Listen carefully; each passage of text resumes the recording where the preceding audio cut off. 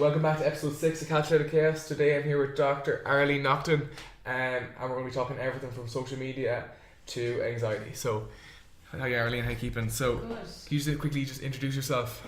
Yeah, sure. So I'm Arlene and I'm here in Subaru Psychological Wellness Services, and we provide, I suppose it started off with being a psychology service for children, looking at intervention, so providing the support that they need.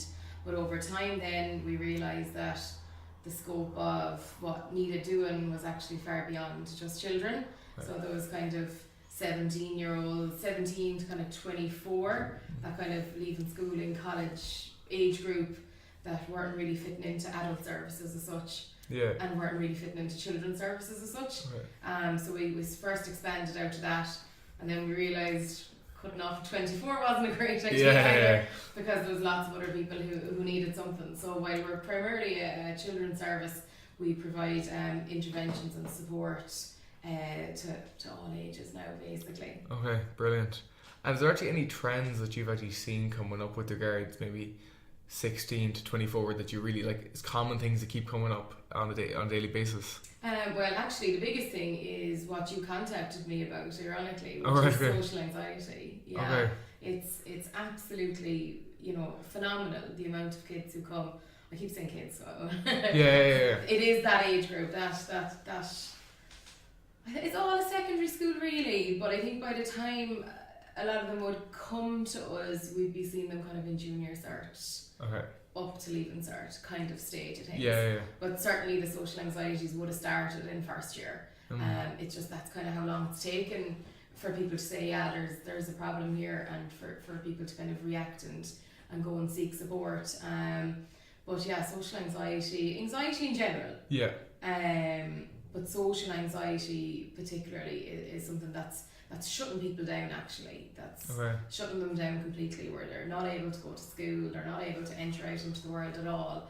And we have a phenomenal amount of children who are involved in kind of reintegration back into school. Yeah.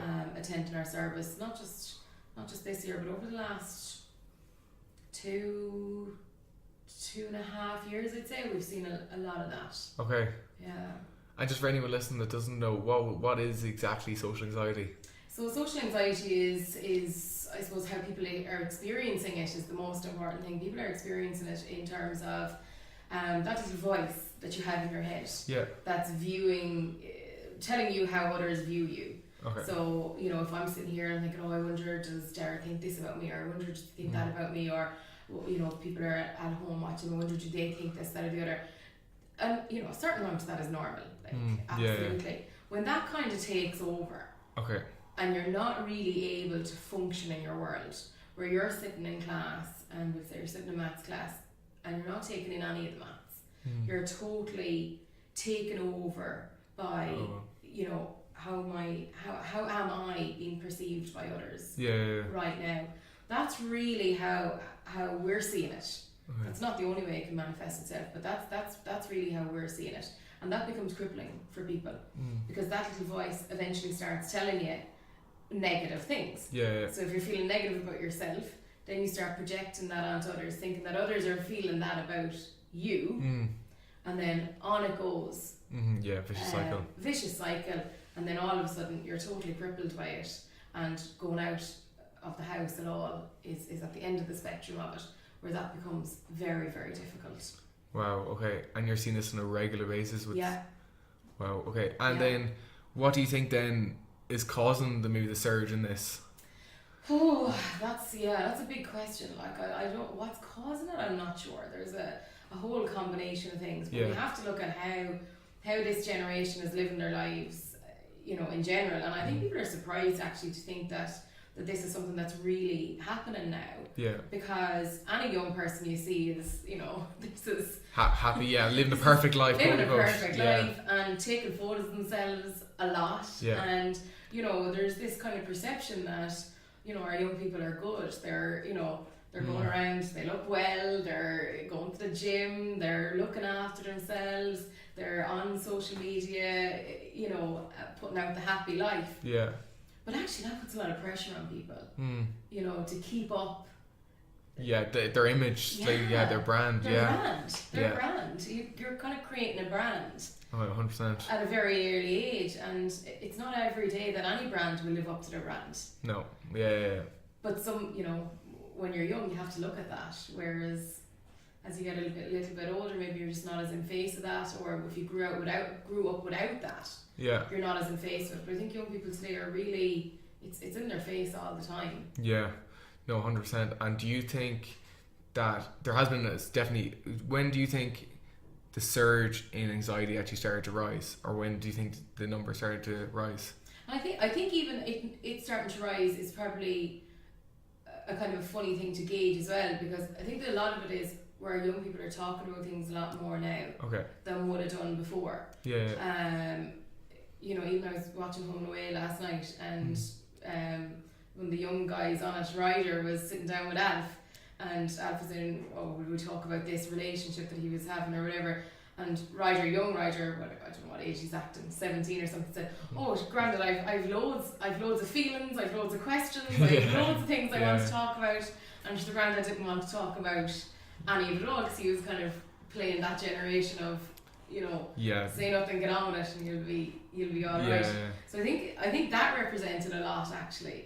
That I think a lot of those anxieties were always there, but I think maybe if you look back a couple of years ago, people were just leaving school, and there wasn't this come back to school, finish school. It was just much more acceptable to drop out.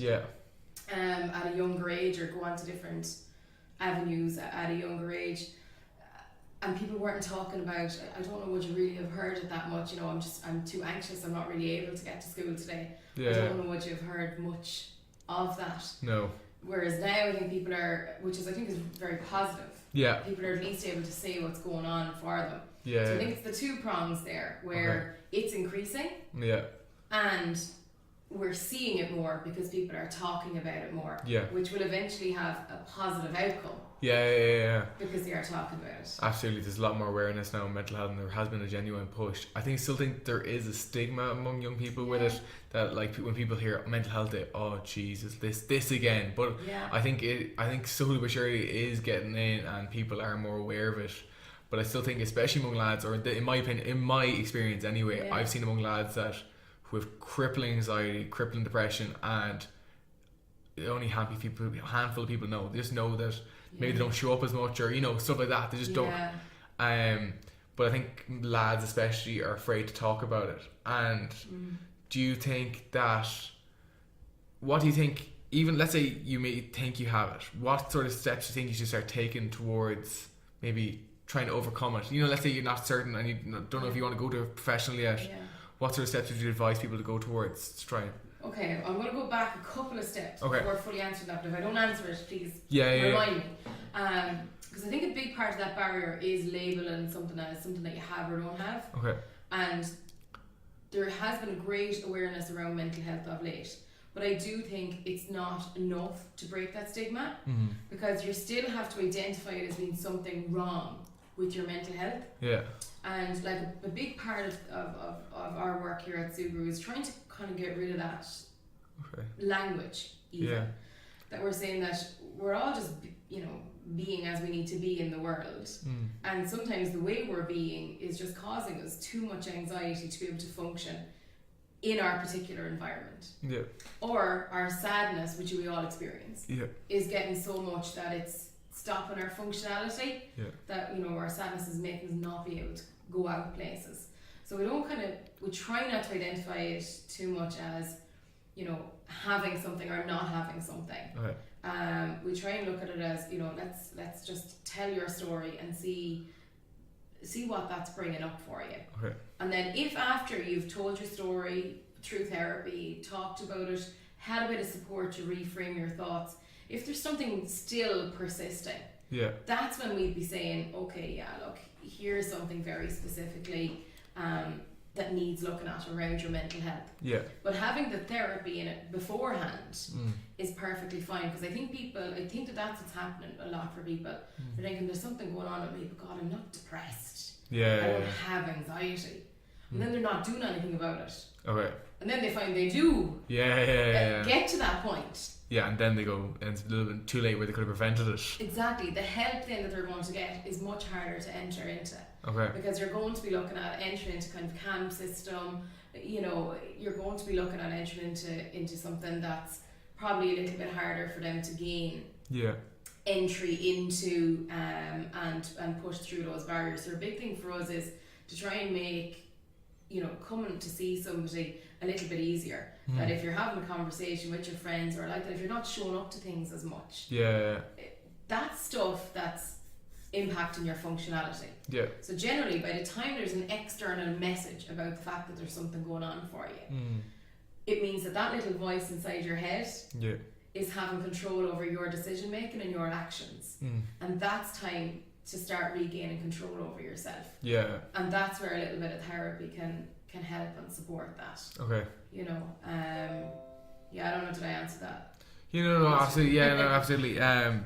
So you think that almost the best case is, even if you have any doubts, maybe just going for a session and just trying to see, just be proactive with it rather than waiting for it to be completely dire and then trying to seek help afterwards. Exactly. Yeah. In a nutshell. Yeah. Exactly. One other thing I saw a debate on Twitter, and I don't go on Twitter to it very often because I don't enjoy it as a platform, but I saw one girl say that one issue she thinks that people are having is that they're self-diagnosing themselves, saying, oh, I have depression, I have anxiety, and then they're walking towards with that. And I know the placebo effect is strong, that when you honestly believe something, it can come into fruition.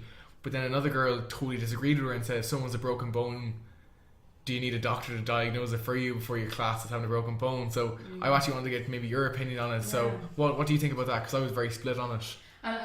One thing I see how people kind of keep equating kind of mental health to physical health. Yeah. But I think that just continues to feed into the medical model of mental health. Okay. As opposed to, you know, we're all on a spectrum of being, and sometimes our functionality is just impacted by that. A more existential view of mental health. Yeah. Than a medical view. So, yeah, you don't need to go to a doctor to ascertain that you have a broken arm. Yeah.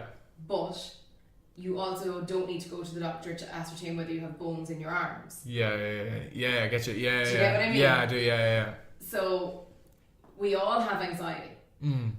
We all have a couple of those components that make up depression. We experience sadness. So, like the way we have bones. Yeah. So at what point do we need to wait until they're broken before fix them? We get some help? Okay, yeah, I guess. Or can we say we're weakening a little bit? If the bones was weakening, you don't go to the doctor to diagnose taking some calcium to strengthen your bones. Yeah. You know that. So I think that's the same with your wellness. What other things can you do to strengthen yourself before you get to the stage where some element is like the bone broken and needs mending back? Yeah. You know? No, I totally get you, because I just kind of saw that debate and I was kind of like, I'd love to bring that up because I felt like both girls come from the right place. None of them, you know, both of them kind of had maybe different past experiences with it, and I kind of just wanted to bring it up. And then we touched on social media earlier, and everyone building a brand now, or like not intentionally building a brand, but of course what you put on social media is your brand. What are your thoughts on younger kids? Because obviously kids as young as 7, 8 years old are on Instagram, on Snapchat, whatever. What's your opinion on it, and what do you think? Do you think parents should let their kids on it, or what's your thoughts on it? I think that having a child enter an adult world is not going to be positive. So if you have an adult-based platform, something that's designed for adults, something that's used freely by adults, and children enter onto that, I don't think that's a good idea. You know, it's an adult world. We don't bring a child to a nightclub. We don't expose them to what goes on there for very clear reasons. But those reasons are clear in a nightclub. Yeah. Because the people are real. But the people, you know, behind the social media are real as well. Yeah. And it's not to say that there's harmful stuff in the nightclub, in every nightclub or whatnot. And there isn't in every platform. But there are risks. Yeah. And are those risks necessary for a child? No, I don't think so. Yeah. And I think there's probably a bit of a lack of education around what children do need to be doing in terms of technology. We can't make children not able to use all of these wonderful pieces of technology that we have, because that's what their futures are going to be built upon. Yeah. But there's plenty of ways of engaging in those technological sources without having to be in an adult world, because I don't think a lot of children are able to cope with what comes back from that, whether it be the positive comments or the negative comments. It doesn't really matter. I think both are something that children just aren't really able to process.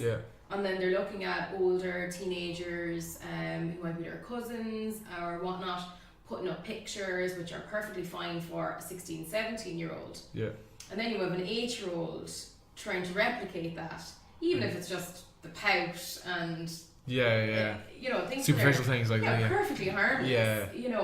But really, is that how a child needs to be thinking about themselves? That I need to pose in this somewhat provocative way to have people like me. It takes that childlike innocence out of them, and then they're looking back at that. Obviously, because they're taking the pictures and they're and choosing the perfect photo that should go up. Exactly, and editing it. That's the next level of everything. And with regard to technology these days, and I know there's now I was watching a video where people can now like make people with regards to technology say things that they didn't actually say. And that's what so it's really scary with regard to editing and stuff. It's something I saw lately. But and then do you think that has a negative effect on them psychologically when they're posting photos and they're like with regards to likes and stuff? As in like, let's say they're getting 10 likes and their friend's getting 50 likes, and like at 8 years old, can they even they can't process that, or what's going on with them then? And I think it's again there's the two sides to everything. There's the motivating factor for the child who wants to be on it. So is there a little something, a little vulnerability within that child that thinks I need to put myself out there, I need to do this, I need to get that external validation. And then when they get it, that's the very child who's not going to be able to process all that comes with that. Which is that comparison, a very numerical comparison to others. There's so many things that's just laid there for you to take from putting pictures. One picture was nicer than the other, this one got more, there's so much. Is a child able to actually deal with all that comes with that? No. And again, the biggest thing is these are adult platforms. They're platforms designed for adults. So they're not designed for children. And even the likes of Roblox, which is used a lot by kids, it's still an adult platform. And that extends right to, Fortnite, again, an adult platform. And it keeps building, and we'd see a huge amount of children who would play Grand Theft Auto, again, very adult platforms. And it's not that there's something wrong with it in itself. It's that what benefit is it to a child's mind, to their growing brain, and ultimately to their psychological wellness, to their feelings within themselves, about themselves. And if it's not going to support that, and it can potentially harm it, why risk it? That's my thoughts on it. And with regards then, like obviously parents are almost like what I've seen in restaurants, and I've seen it very upset, is like if a kid's annoying the parents, are giving them a phone like, here, go on, be quiet, as in like. And what do you think, I haven't set you up this question, but what do you think should they do instead? As in, like, I know YouTube has the kind of kids section and stuff. Do you think, like, obviously I know my parents' view and a lot of parents in Ireland would be, go on, play, go on, like get off that thing and just go out and play.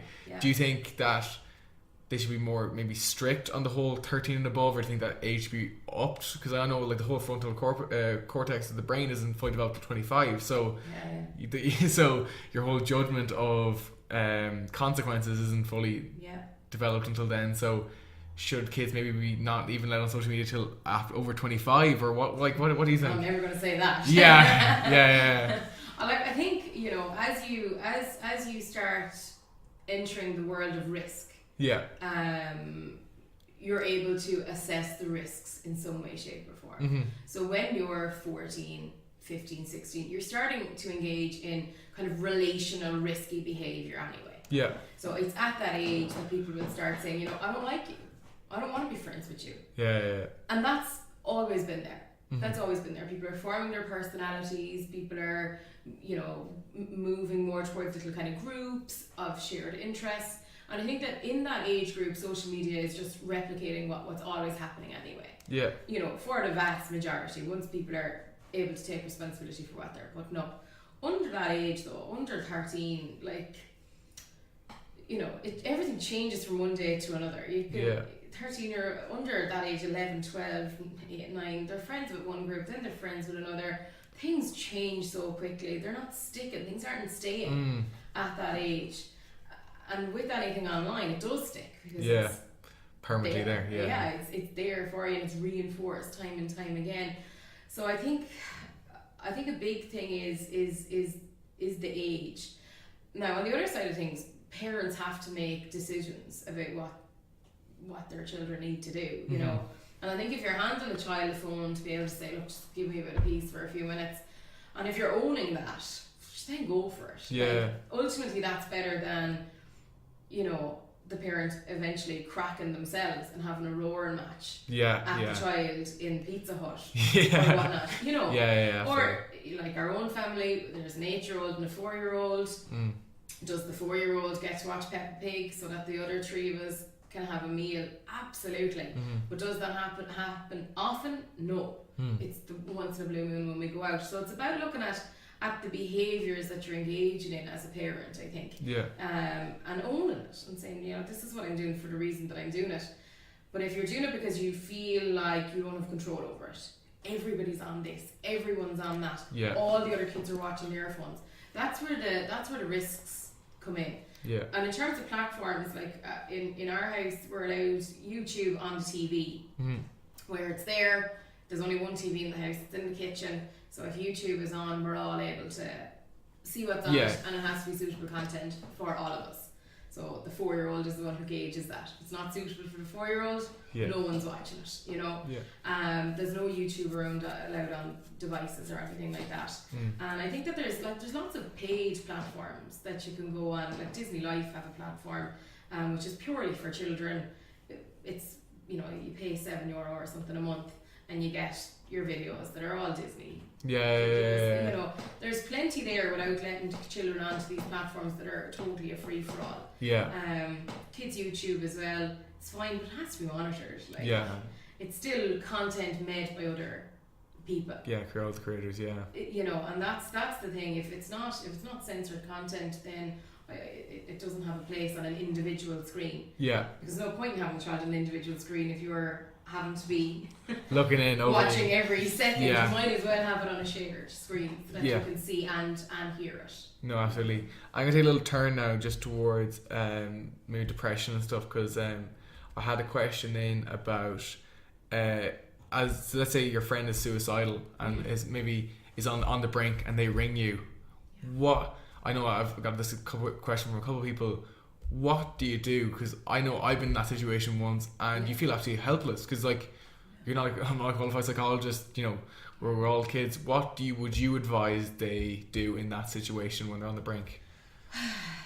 It's a tough one because it depends. Everything depends. You know? But the biggest thing that I'd be saying is, someone's suicidal, they're ringing you. The biggest thing to keep in your mind is they're alive and they're ringing you. Which means that they have something inside them that's saying that they want to stay alive. So a lot of people who are suicidal, when they get to that brink, as you call it, they don't want to die. They just have no idea how to stay living. So it's not that they're choosing death. It's that life is so unbearable. They don't know how to continue on with it. So by you... And also, you don't have the answers. I don't have the answers. Nobody has the answers for somebody that can say, this is what you do to make your life more bearable to live. Because you don't live in their shoes. You don't know what that is. But what you can do is you can say, look, you know, I'm here. Thank you for ringing me. I'm really glad that you made that decision in the here and now. I'm really glad that I picked up the phone. And you're not trying to fix all their problems. You're looking at crisis intervention what can I do, what can you do right now that'll keep yourself from whatever it was that they were going to do in that moment, but they decided to pick up the phone. And looking not beyond that moment. I think, look, we'll get you help, we'll organise this, we'll sort this out. That's not any good if you're standing on a bridge. If you're standing on a bridge, you need enough motivation to just get off the bridge and know that there's somebody there to catch you. That's it. After that, everything else can be dealt with. But in that crisis moment, really it's just about saying, "Jeez, I am so glad you rang me. Cry it out, do whatever you need to do, but you rang." And that is unreal. And just sticking with that and calling in support. At the end of the day, a friend calls a friend. You're carrying that burden. You can't take that on your own. That's something that somebody else needs to know about. And if they're in a very crisis situation, you need to try and figure out who else is there, who's around. Is there a parent around? Is there someone else around?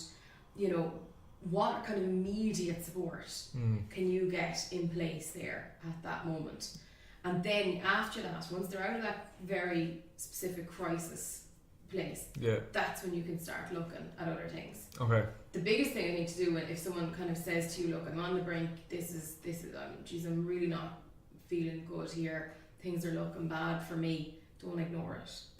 I think that's the most important thing. Not to say, "Geez, I don't know what to say." Kind of run away from it. Absolutely. Or not take it seriously. I think if someone is saying those words, it's not up to us to be judging whether they're going to do it or not. It's just to say, "Well, look, I'm here for you right now. Thanks a million for ringing me. What can we do in the moment?" And kind of going from there.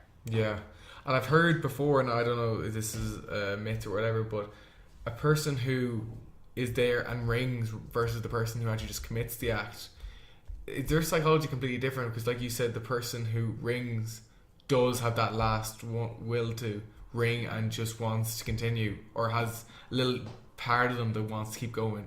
So is their psychology dramatically different, or would it be quite similar? I think they're similar. There's a lot of studies that have been done on people who have followed through on the act to end their lives and survived it. And that's where you get a lot of information there, where they have come through full circle. And a lot of that evidence will still say that even at that end point, even when they are following through with it, there's still a point of reclaim. Because again, it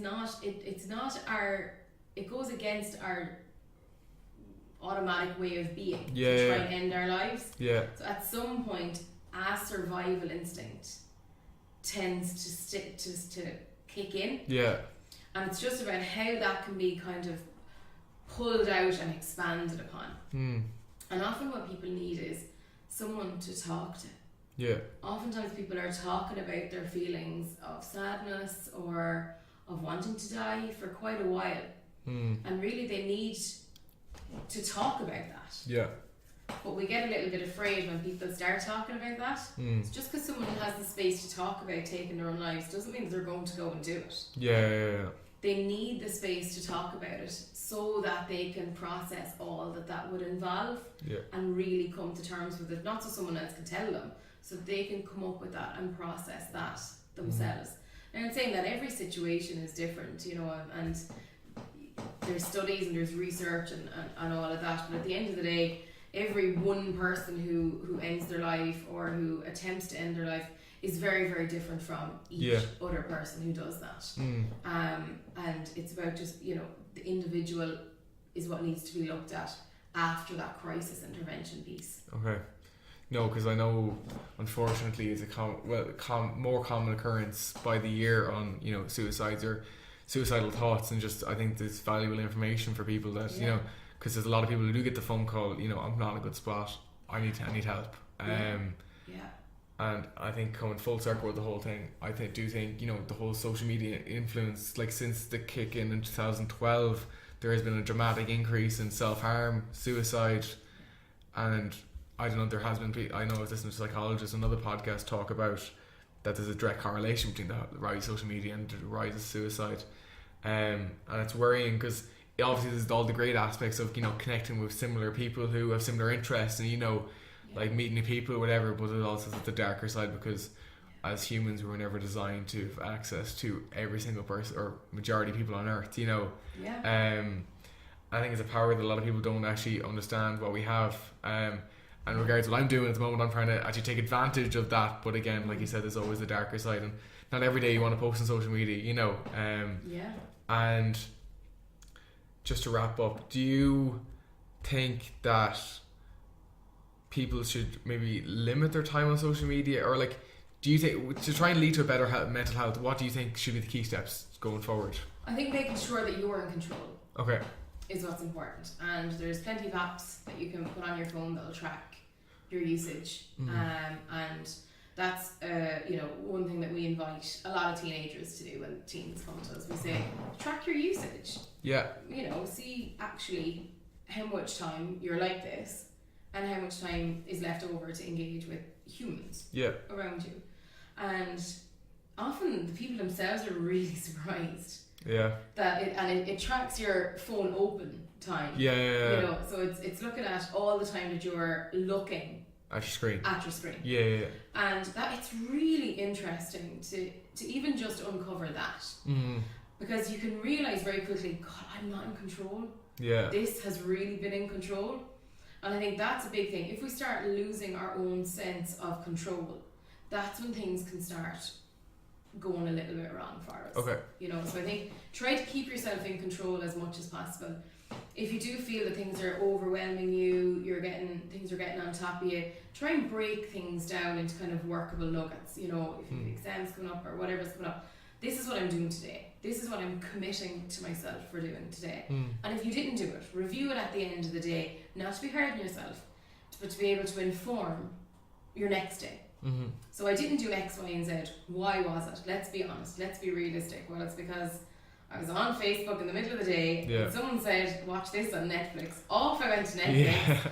3 hours later, this chunk of my day was gone. And now here I am at 1 o'clock in the morning having a panic attack about the fact that I've done nothing. If you can conclude at the end of that, I made the decision to go and seek out something else to do for 3 hours, at least then you know that you've got control over it. And you can say, well, I made that decision, so I can make another decision. If you find you're doing that and it's still just crowding your brain and you feel like you don't have the resources inside you to get yourself kind of clearly thinking, clearly focused, that's the time to reach out and say to someone at home or whatever, look, I need a bit of help. Can you please find me a little bit of help and support so that I can get through this year? And I think that's one thing that social media and media in general has really done. It's really made parents listen up and be able to think, wow, teenagers coming to me and saying they're struggling, let's get on the phone, let's get some sort of support. You know, I think that people really are tuned into that. And then talking to your friends, you know, having those chats, looking to see, can you find the answers to your questions through another person as opposed to through Google? Any question you asked me today, you could have Googled. But the answer that you'll get will be very, very different from what you get by sitting down and having a conversation. You know, so I think the more people are conversing, the more they're engaging with people, like you had said earlier, the more you find out about things. Absolutely. You know, and I think not losing sight of that is another way to kind of keep people going and keep people well. I think retention of information is also increased when you listen to it, and you know, as in anything I'm confused about, like a conversation here, it can be talked out, and I'm also trying to think of any questions people might think of while they're listening to this, because as a platform I think podcasts are very, very good. Absolutely. But I think we'll wrap up now time wise. I'd like to thank you very much for doing this. I'd like to thank everyone for listening. Hope you enjoyed it, and we will see you next month. Good night, Live.